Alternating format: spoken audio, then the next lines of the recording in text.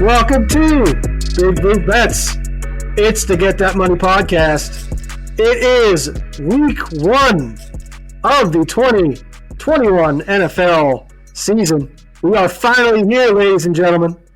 Finally. Boof, Tone, I am so excited. How about you guys? Oh, you know I am, baby. I know we were excited to do the season win totals in our last episodes.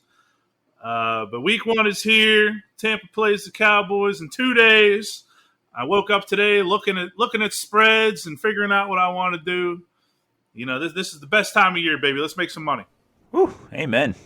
I mean, I am so ready as well. I can assure you that based on my my thought patterns at a 8U softball practice the other night. I was sitting there and watching our girls take batting practice, and I'm thinking in my head, man, you know, we got a little bit of work to do. We got some things to put together out there. Some hits and runs maybe a little scarce this season. And then I started looking ahead to our home opener that's coming up here in a week or so.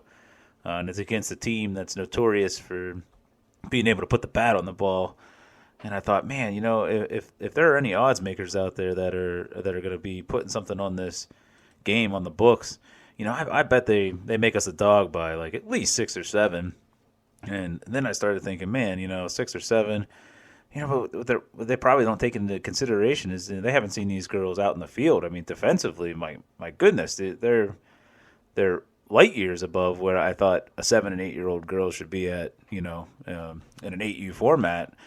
I feel like that would be a good bet if I could get like +7 out there, on our girls on this home opener. And then I thought, holy hell, I'm sitting here, I'm handicapping an 8U softball game. That's how badly I need to get into football. Like, it needs to happen now. But all joking aside, let's what do you say we just dive right into this thing? We're all eager, so let's get going. We will kick things off with our Thursday night football action featuring the Dallas Cowboys at the Tampa Bay Buccaneers. The Bucs laying 8 and your over/under of 52. Yeah, we're gonna start week 1 of the 2021 NFL season off on a great note. We're gonna take the Bucs, easy win. So we love the money line in parlays. I also love their halftime, full time, or as FanDuel now calls it, the double. That is you're getting great odds on that as well.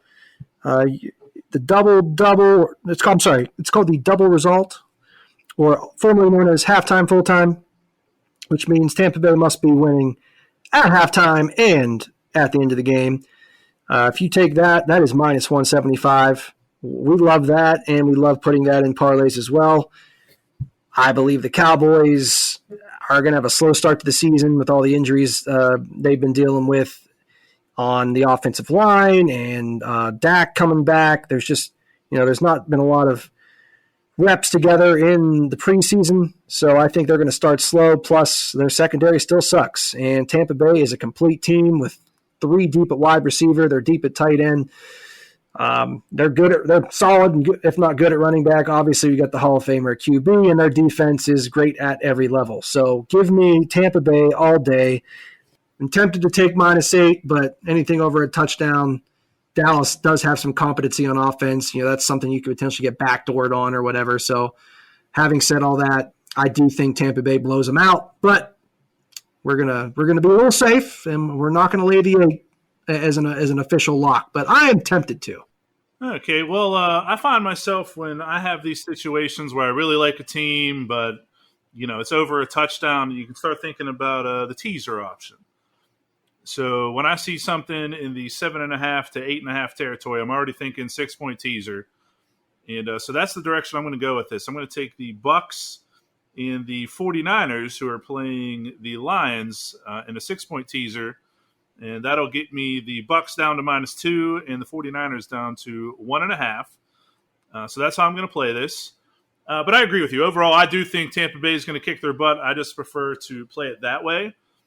And Dallas is, they're experiencing a little bit of trouble on the offensive line again. Like, here we go again. Lyle Collins has been injured all of last season. and so he's coming back. And then now he's got a neck issue. He's got he's got a stinger. Now he was a full participant in practice, so he's probably going to play. But is he going to be 100%? And then Zach Martin is out with close contact for COVID. He may or may not play on Thursday. We'll see. But again, he'll be coming in without having practice with the team. A lot of things pointing to the Bucs winning this one. But my official play is the Bucs and 49ers in the 6-point teaser. And I think that is lock-worthy. What say you, Nate? Oh, yeah, I love that idea. I like where your mind's going. I will definitely lock that in. So let's lock it in and get that money. Oh, yeah, get that money. Whew. Now, that's a way to start off week one. I have to go back to the historic records, but that may be the first teaser lock that we've ever had on the podcast. So podcast first, maybe, week one. Let's keep things going. Let's start the Sunday 1 o'clock action off with the Pittsburgh Steelers at the Buffalo Bills. Bills laying 6.5, and you're over-under at 48.5. All right, so I like the Bills to win this game. I wouldn't hate on anybody that wanted to lay the 6.5 points, but I do think the Steelers are a proud team, and they'll at least keep it close. And who knows, they could beat them. Warning. Auditory issues up ahead. I apologize in advance, GDM fans and listeners. There wasn't even enough magic in post that could fix the next section, but just wanted to give you a little warning, so watch your ear holes. The play I really like in this game is the under. And then when I was talking to Nate about it, the more I thought about it, I kind of prefer the first half under in this game more than anything. And if I think back to last year's game, the final was 26-15 or 25-16, which was a total of 41 points, which would easily go under here. But if you remember how it went down in the first half, all the way up until the 2-minute warning, it was the Steelers who were up 7-0. And then the Bills kicked the field goal, making it 7-3. And then at the end of the first half, Big Ben throws an interception, Bills take it to the house. And you ended up with 16 points in the first half of that game. Now, that would still be under the 24.5, which is the first half over under of the game this season. But my thing is, I think we can reasonably assume the Steelers don't throw an interception in the first half that gets taken to the house. So we're looking at it was only 10 that they put out last year. I think we can see it playing out this way. And then the Steelers are looking to have a philosophical change offensively, trying to run the ball. Conceivably that'll chew up more clock, less possessions for each team, also pointing towards an under. And then is Josh Allen going to be as good as last year? We'll see. And again, he was playing amazing last year. The Steelers were able to hold him to under. So I'm going under 24.5 in the first half is my official play for this one. Boof, I wanted to come on here and just say it's going to be a horrible start for the Steelers and just, rip on Mike Tomlin and like I like to do, even though I want us to win. But Don, you had to come at me with some good logic there, and I think that's a great call with that first half under. They're definitely going to want to establish Najee early in the game, plus with the two rookies at O-line, at center and left tackle. So I think they're already going to be behind the 8 ball a little bit. So, plus you got two good defenses, and as you said, they started slow last year. So I think under 24.5 is a great call, and I am definitely down to lock that in. Well, so am I, baby. Let's do it. Oh, yeah, lock it in. Get that money. Well, that definitely has to be a podcast first. Whew, getting wild on week one. I love it. All right, up next we have the New York Jets at the Carolina Panthers. The Panthers laying 5, and your over-under of 45. Love the Panthers' money line here. They're definitely going to be in some parlays for me. I think -5 is a weird spread, and you combine that with the Jets do have some building blocks, and I do like their head coach. So I'm going to be curious to see what their first game on the road is like, the first game period. The Panthers have more stability in their staff and their offense. I do think there's some motivational spot for Sam Darnold as well to show the Jets that Adam Gase, sucks. So -5 a little weird for me on the spread, but I will be doing the money line in some parlays with the Panthers. All right. Well, next we'll look at the Jacksonville Jaguars at the Houston Texans. The Jaguars laying 2.5, and your over/under at 44.5. This is our week 1 poop plus poop equals poop, and I don't want any of that poop. You know what, Boof? For the most part, I agree, but I want just a little bit of this poop. I mean, the Jags, I think, are worth are being in some longer odds parlays. I think they have the better chance to win, but Houston, is definitely one of the worst 2 teams in the league. I want to say, probably the worst. And the thing gives me a little bit of pause with this game is I do think there's a motivation. This is one of the motivational spots for them where they realize this is one of their few chances to not end the season with a 0 in the win column. So I think you're going to get one of their best efforts. Having said that, I still like the Jags to win on the road, even with a rookie quarterback and former college head coach. But just a lean for me and Jags money line in some longer parlays. I'm happy that I live in a world where Nate can go onto the internet and say that I want some of this poop. All right, moving on. We have the Tennessee Titans hosting the Arizona Cardinals. The Titans laying 3, and your over/under at 52.5. See, in a weird way, Booth, this is kind of like a mid-level poop versus poop game. Like I look at, Is this like a fart versus fart? Do you think it's more like that? yeah, kind of like 2 farts in a skillet or something like that. Right? And I don't know. The Titans' offense could be very dynamic with Julio, A.J. Brown, and Henry. Julio might not be at full strength, though. The Titans definitely have the worst defense between these 2 teams. I think the offense is pretty much a push. So if Tampa Bay. If the Cardinals get anything out of their defense, they're getting 3 points. That'd be my lean, but that's about it. Yeah, both of these teams were pretty solid over teams last year. Cardinals add J.J. Watt on defense. Titans add Bud Dupree on defense. And just in general, I want to see how both teams' defenses have improved or not. So this is kind of another information gatherer for me. I'm going to pass. Up next, we have the Philadelphia Eagles at the Atlanta Falcons. The Falcons laying 3, and your over/under at 48.5. I think I lean Falcons -3 ever so slightly. I really still think they are better at the skill positions specifically. So I think Matt Ryan is a better QB than Hurts. I think between Kyle Pitts and Calvin Ridley, they are better at the pass catching positions. And I think they can be more dynamic than Philly, especially with Art Smith taking over the offense for them, where he is coming off of having a lot of success with Tennessee. Beyond that, I really don't have a ton of confidence in the pick, so it is a pass. I hear you on that. I definitely think this is one of those information gathering games. You have 2 rookie head coaches. If Arthur Smith can get Matt Ryan and that offense to the levels that he had that Tennessee offense last year, then I think the Falcons could make some noise this year.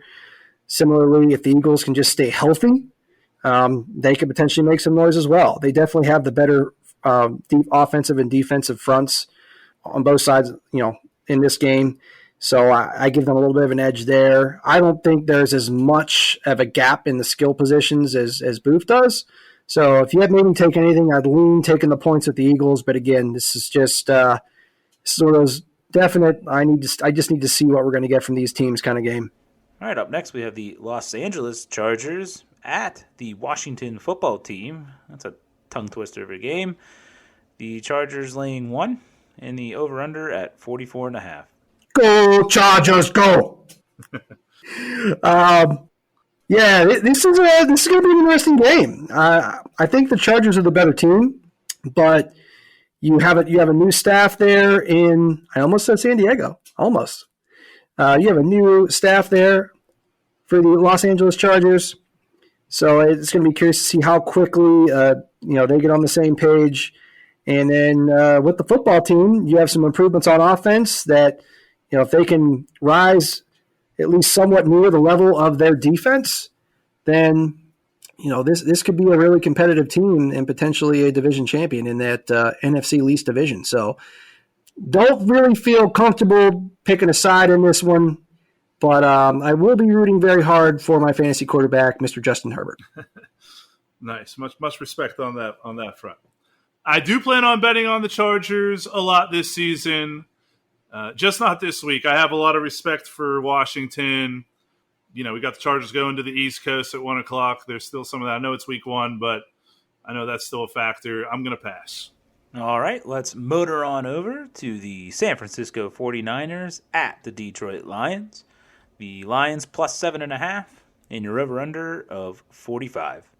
In a way, this for me is like the biggest slam dunk of the whole slate, in that I like the 49ers to win, and I don't see any way that they don't win. So any pick that you like, you can tack the 49ers money line onto, and you'll get a better payout. As far as the spread, I'm not going to do it as a lock, but I think you could feel pretty comfortable about taking the -7.5, because I think the 49ers are going to whoop them. And then I already told you that I have them in the teaser with Tampa Bay, so that is my official play.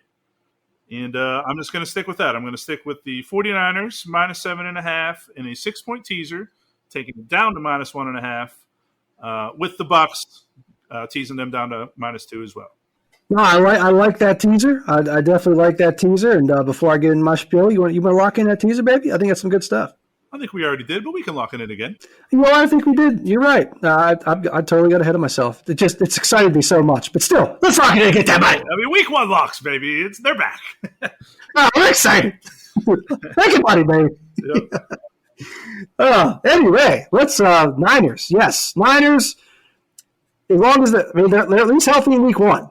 So a healthy Niners team, way better than one of the scrubs of the league in the Lions. And I do think the Niners roll in this game. You don't love the hook. Like that's what it's like. Just give me the 7, And so look around. You might be able to get one in your game time. Some stupid people thinking they can make money with the Lions, because that's what they are if they think they make money with the Lions.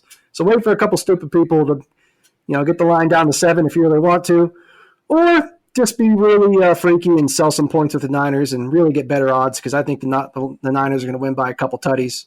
And also, the Niners double result, formerly known as halftime, full-time, you're also getting great odds on that. I believe that's -160. So that will be tacked into some parlays as well as multiple Niners bets. So Niners, Clay. All right. Nate's going to be over there making statues with all that clay. But in the meantime, let's go ahead over to the Seattle Seahawks at the Indianapolis Colts. Seahawks laying 2.5, over-under 49.5. Love the Seahawks in this game, -2.5. We're laying under a field goal. Carson Wentz has barely done anything all preseason with his foot injury. They have lost T.Y. Hilton potentially for the year, and they have some injuries on the offensive line. I think this is a slam dunk, one of my favorite bets of the week. Give me the Seahawks, -2.5 all day. And I hope you're going to join me on the train, baby. I definitely am. I also love the Seahawks -2.5. I do want to talk about the line movement. I know some guys can get scared off by this sort of thing. This opened at Seahawks +2.5 or +2, something like that. So the line has moved a full 4.5, 5 points. And I know that can be very scary, but it's all kind of in the same range here. So as far as just making a solo pick like this, -2.5 for me is still something I have a ton of confidence in. For me, where that line movement really changes things is like if you wanted to throw the Seahawks in a teaser, it would have been much more advantageous for you if you had them at anything above +1, because then you can get them above a full touchdown, above getting a full touchdown at that point. Whereas if you did it now, like if you did a 6-point teaser with them now, you'd only get to +3.5 instead of +7.5. So that to me is where the line movement really affects things. But as far as just picking the game, I mean, -2.5 is still under a field goal. When you win a game, you typically win by at least a field goal. That's not enough to scare me off the pick. And I love the Seahawks to win the game, so I love them at -2.5, and it is a lock for us. Oh, yeah, lock it in. Get that money. All right, for the final 1 o'clock game on Sunday, we have the Minnesota Vikings at the Cincinnati Bengals. The Bengals at +3, and your over-under at 47.5. I'm gonna be honest. This game is a classic situation of me living in my fears a little bit, because when I talked to Nate, he made a lot of excellent points, making an argument for the Vikings at -3. I'm just afraid of it. I really don't have a better answer for you than that. I'm afraid, and I am passing. There is much fear that clouds your judgment. Boofy, that is what we call JV handicapping right there. That's below the line. And, you're living in the hypothetical too much, baby. It's possible, but I'm going to stay there for this one. I'm sorry. Tomlinisms aside, as Mr. Boofy has said, I do love the Vikings in this game. We're laying a field goal against the Bengals team that still didn't do really anything to improve their offensive line, which is one of the reasons Joe Burrow didn't finish the year last year. I understand they got better with Jamar Chase at receiver, but he can't hold on to the football in the preseason. So who knows when he gets over the dropsies. And I don't expect them to have a running game because they don't have a great offensive line. I mean, they don't have a great offensive line. They have a bad offensive line. And I don't expect them to be able to push the ball downfield very much, again, because they have a bad offensive line. And part of all that as well is the Vikings got a bunch of people back on defense. I think their defense will be back to the top 10 caliber it was 2 years ago. And you have Kirk Cousins with a healthy and happy and explosive Justin Jefferson, and a good number 2 in Adam Thielen, and a healthy Dalvin Cook. So I think that the Vikes take care of business here. I have no problem laying the field goal. They will be in many, many parlays. All right, so that takes us into the Sunday afternoon games, where we'll start with the Miami Dolphins at the New England Patriots. The Patriots laying 3, and your over-under at 43.5. See, before this got bet down, my favorite bet in this game was taking the under. With all the guys coming back from COVID and all the signings by the Patriots on defense, I think this is going to be a defensive struggle because the Dolphins also have a really good defense. You have one of the rare Belichick proteges in Brian Flores, who's actually succeeding away from the nest, and I do think he is a very good coach. So this is going to be very interesting because I think the offenses could both be conservative. With the rookie Mac Jones starting for the Patriots. And, I mean, Tua, I still think he's not a rookie technically, but in a lot of ways I still think, they're handling him with kid gloves, so I think they'll be careful with him. Combine all those things, I think this is an under game. I'd lean taking the Dolphins, but I'd rather take the under.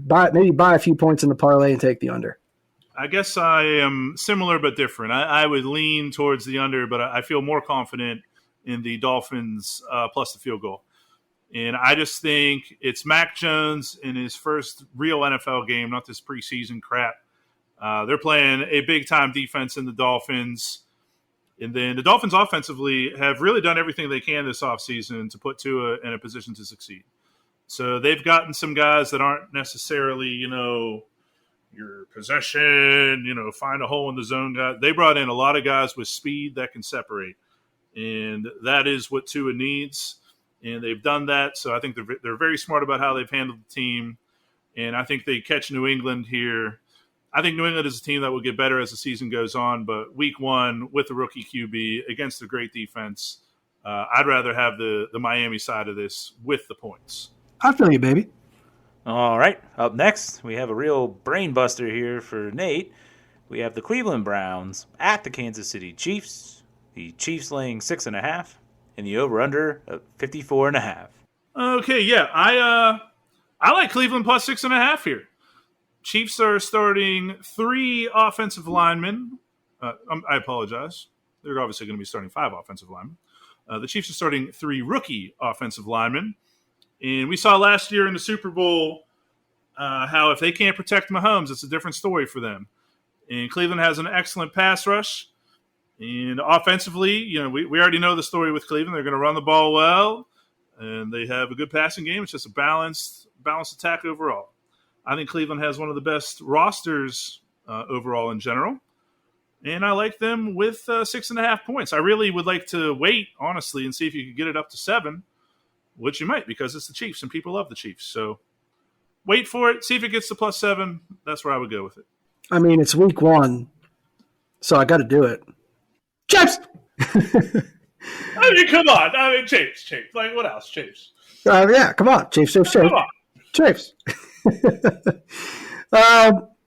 You know, I'm going to surprise a lot of people here. I think the Browns are the better side here. This is a huge game. I mean, this is almost like if this were college, this would be like Clemson, Georgia. This is a big week 1 game. I mean, this could have playoff seeding implications. I think Cleveland's coming into this game with wanting to announce that they have arrived. And what better team to do it against than the top dog in your conference, who you have to go through? Yeah, who you have to go through to get to the Super Bowl. So I think you might see a similar game to the playoff game. I think it's going to be a little bit not low scoring, but a little more lower scoring for what you're accustomed to for a Chiefs game. So I think under 54.5 is in play. I think the Browns +6.5 is in play. Like you said, I'd love to get it at 7. And I do think that whichever way this goes, it's going to be within 1 score. And I would lean taking the Chiefs on the money line to get it done at home, but it would not surprise me if the Browns pulled off the upset here. All right, moving on. Let's take a look at the Denver Broncos at the New York Giants. The Broncos laying 2.5 in your over-under at 41.5. So you got 2 elite defenses here and a okay offense and a crappy offense. So I think the Broncos should win this game on the strength of their defense and the fact that they have at least competent offensive play. So we're laying under a field goal. I like the Broncos laying 2.5, and also would not surprise me if the under is still hitting this game, even though it's been bet down to like 42 or 41.5, depending on what book you're at. I definitely think these 2 defenses come to play. I think Daniel Jones is going to be under duress all day because the Giants haven't done much to improve that offensive line, if anything, and now they have to go against Von Miller and Bradley Chubb. So, yeah, man, give me the Broncos laying the 2.5 and sprinkle a little bit on that under too. Yeah, I love Denver -2.5. Saquon Barkley coming back from a season-ending injury. Don't know if he's even going to play. If he does, how much or how good is he going to be? You hit the biggest point, though. I think they are really going to struggle with protecting Daniel Jones. I think he has a really rough day. And I think the Broncos cover the -2.5, no problem. And what do you say, man? Lock it in? Oh, yeah, lock it in. Get that money. All right, so the final 4 o'clock game, it will be the Green Bay Packers at the New Orleans Saints, sort of. The Saints are +4, and the over-under is 50. I would lean to the Saints +4 in this one. I know a lot of guys are talking about the hurricane as a big negative as far as how it's going to affect the Saints with wins and losses. But, I mean, we've seen this with the Saints before. When Katrina happened, and under the same head coach, I mean, they went on and won the Super Bowl. So you got the ultimate wild card in Jameis Winston. So I'm just going to give you a spoiler alert on the year. I'm probably going to stay away from the Saints for a little while because I just have no clue what you're going to get out of Jameis. But my gut kind of tells me he's going to play well in this one, and the Saints are going to use the hurricane more of a rallying cry than an obstacle. So if you made me, I would take them with the points. Yeah, definitely don't see this one the same way. I could understand, you want to take the 4 with the Saints. I can understand that, but I would actually lean laying the points with the Packers here. I definitely love them on the money line. They will be in some of my parlays. I think that Jair Alexander will lock down Callaway, who seems to be Winston's number 1 with Michael Thomas is out. Oh yeah, Michael Thomas is out. You have no Drew Brees anymore, and Kamara will not be as effective in the passing game because Drew Brees threw short a lot, and lots of times those short passes went to Kamara. Jameis Winston's going to push the ball down the field, probably throw a couple interceptions. So, by the way, Jameis Winston interception, yes or no? Yes, take that one, especially if it's under -200. Like, you can take that one to the bank. Going to throw at least one of those. And I love Aaron Rodgers and the Packers to come out. looking to start their season off on a good note and make a statement in the NFC that they are still a force to be reckoned with. And give me the Packers money line. All right, that takes us into Sunday night for the Sunday night football game, which will be the Chicago Bears at the Los Angeles Rams. Rams laying 7.5 in the over-under at 46. Well, we've seen last year when Andy Dalton played for a bad offensive line that his team lost a lot and they sucked. Well, he's now playing for the Bears, at least for week 1. He's playing behind a bad offensive line, and guess what? He still sucks. Oh, yeah, they're also going against one of the better defenses in the NFC. Aaron Donald is going to be in his face all day, and now the Rams are going to be even better on offense because, as you heard in our season preview, Sean McVay doesn't need to play Madden through the headset of Jared Goff's helmet and tell him where to go with the ball because now he has a competent quarterback that can actually think on his own in Matt Stafford. So very excited what potentially the Rams can do on offense. They're going against an aging, kind of average defense in Chicago now. And 7.5, again, don't love the hook, but it would not surprise me if the Rams win this one by double digits. We're at home. We got the home field advantage. We got the fans on our side. Love the Rams to win, and it would not surprise me if they do cover the 7.5. Well, you already know if you listen to our NFC season preview episode that Nate and I both love the Rams, and we're not too high on the Bears. So I definitely think the Rams are the better play here. 7.5 is a little high. Now, like we explained earlier in the episode, look to tease whenever we get some numbers like this. So I'm going to tease the Rams with another team that I already told you to tack on to anything that you do with 49ers again. So I'm going to do a Rams and 49ers teaser, 6-point teaser, which will take both of them down to a -1.5. And I think that is lock-worthy, my friend. What say you? I definitely agree. Let's lock it in. Get that money. Oh, yeah. Get that money. All right, so that just leaves us with our Monday night football game, which is the Baltimore Ravens at the Las Vegas Raiders. Raiders at +4.5 and your over-under at 51. I like the Raiders +4.5 on this one. I think Baltimore is really going through a lot of stuff right now. Lamar Jackson has been going through his COVID issues, hasn't practiced a lot. Wide receiver has been a weakness on this team since Lamar took over at quarterback. Rashad Bateman was supposed to be one of their answers. He's injured. J.K. Dobbins is out at running back.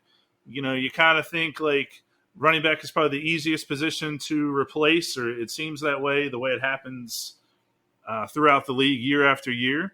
But then Justice Hill goes down now. So that running back room is looking very thin.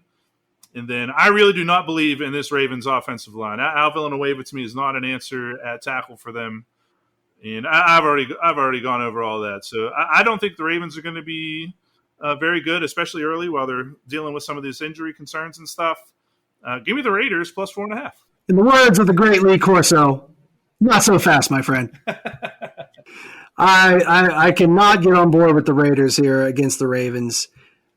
They've gotten worse at offensive line with losing 3 starters. They've gotten worse at wide receiver with losing Aguilar.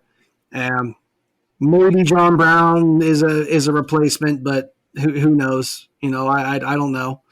And defensively, they haven't really gotten any better, in my opinion. So take that, and as you already detailed some of the Ravens' potential issues on offense, so they could be a little slow to start the year. Obviously, the 2 injuries at running back as well with Dobbins and Justice Hill, so the depth there hurts. And for a running team, that's not gonna help. The best unit on this field will be the Ravens' defense. And in my opinion, like I said, they will be going against a offense that is worse than the Raiders were last year. So 4.5 is a little high. You get that first game in that awesome stadium in Las Vegas. It could be loud, it could be rowdy. You don't know. So that's kind of an unknown factor. So I'd stay away from the spread with the Ravens. I'd be okay with their money line, but honestly, my favorite bet in this game would be under 51 because I do think both offenses could struggle a little bit, but the Ravens will eventually pull it out. And that's what she said. All right, that'll do it for week 1. So, Boof, why don't you hit us with a recap of those locks? Yeah, we could do that. We have 1, 2, 3, 4. We have 5 locks here. Well, we've got 5 locks an episode so far. How about that? Oh, yeah. First one is the Bucks 49ers and a 6-point teaser, bringing the Bucks down to -2 and 49ers to -1.5. Then we have the Steelers and the Bills with a first half under 24.5 points. Seahawks -2.5, Broncos -2.5, and then a Rams 49ers teaser with both teams in a 6-point teaser going down to -1.5. And Nate, I know you have a few parlays that you would like to share for the people here, so go right ahead. Oh, yeah, you always know we got some parlays for the people, baby. So the top tier we're going to start with today is a 10-leg parlay. And we're going to do Vikings money line, Panthers money line, Seahawks money line, Packers money line. And then we're going to buy some points in the Steelers Bills up to 56, take the under. And we're going to take Tampa Bay -3, buying some points. Rams -3, buying some points. 49ers -3, buying some points. And we're going to buy a few points in Broncos Giants, take the under 51. And same thing in Dolphins Patriots and go under 54. That is a 10-leg parlay for plus $29.95. So a $100 bet will win you just under 3 G's. So we like that. That's what I would say safer big parlay, if there is such a thing. And then we have a couple other things I really liked as far as moving some stuff around. I mentioned before about the double result stuff. I think there's some good value on that. So we're going to do an 8-leg parlay and go Rams, 49ers, Buccaneers, all double result. And then we're going to go under 55.5, Steelers, Bills, Panthers money line, Seahawks money line, Vikings money line, Packers money line. Now that is an 8-leg parlay. That's plus 30.62. So a $100 bet will win you just over $3,000. So 2 less legs and still around $3,000. We like that a lot. And then we'll go 2 more tiers here. Still those 3 double results. I said Niners, Bucks, and 49ers. I'm sorry, Niners, Bucks, and Rams. Still under 55.5 for the Steelers, Bills, and Seahawks and Vikings money line. That's a 6-legger for plus 14.05. And then I would say, for me personally, my get out of jail free parlay for week 1 is we're going to go Rams, 49ers, Buccaneers, Seahawks money lines, and under 55.5 in that Steelers and Bills game. So that is a 5-leg parlay plus 381. So $100 will win you $381. So pretty pleased with the options available to us for parlays for week 1, and I feel like it's going to be a great start to the season, baby. Yeah, amen. And I know, like, there's definitely some good promotional offers out there right now with the start of the season. That's a great opportunity to use whichever one of those parlays that Nate just shared. Whichever one you're more comfortable with, I would definitely entertain one of those. That's a great point. Yeah, and I mean, if you're new to betting, I mean, the intro promos are even better than the stuff that us seasoned bettors get. So it's an even better opportunity to go with one of those parlays. But as always, man, thank you for sharing. Week 1 is this week, man. I'm super excited, and I know everybody else is too. Let's just have a good time this weekend and make some money, man. Oh, yeah, man. Let's do it. Let's get that money. Get that money.